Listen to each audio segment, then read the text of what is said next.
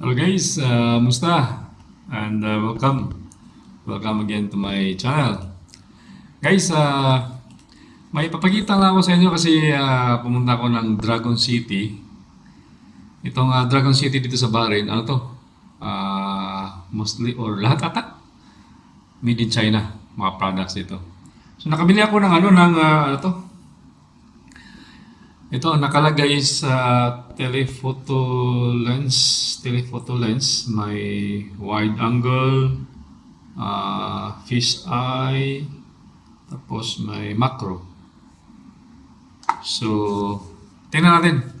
Buksan natin at subukan natin kung worth it ba to.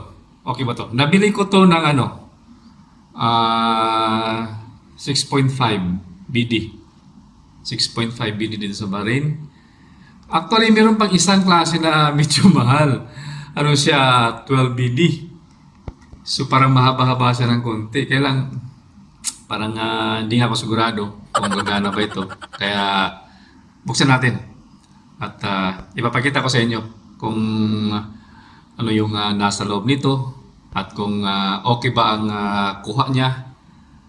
At kayo na mag-decide kung bibili din ba kayo nito. Kasi, ano kasi ito, naisip ko na bibili ito dahil sa nakikita nyo dito sa amin, nasa harap kami ng dagat. Ito, papakita ko sa inyo. Ito guys, nasa harap kami ng dagat. Tapos sa upuan ko, sa yan. So, makita natin dito, medyo malayo. Diba? Medyo malayo ang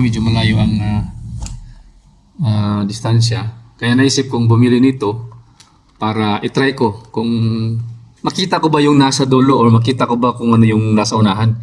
Kung gagana ba itong telephoto lens nito. Nagagamit daw siya sa nagamit siya sa cellphone. Iatas lang siya sa cellphone tapos itutok lang or kung anong nito. So, check natin.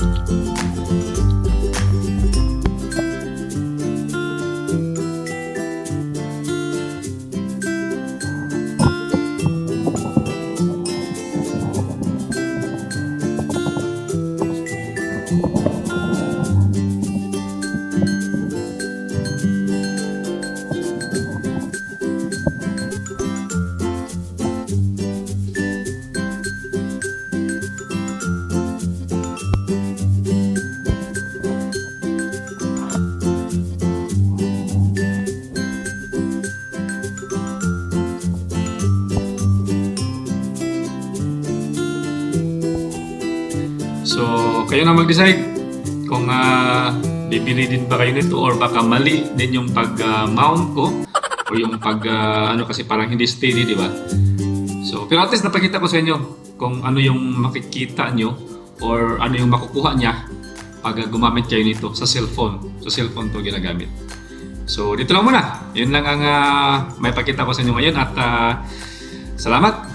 Ingat-ingat sa labas at stay safe. Okay?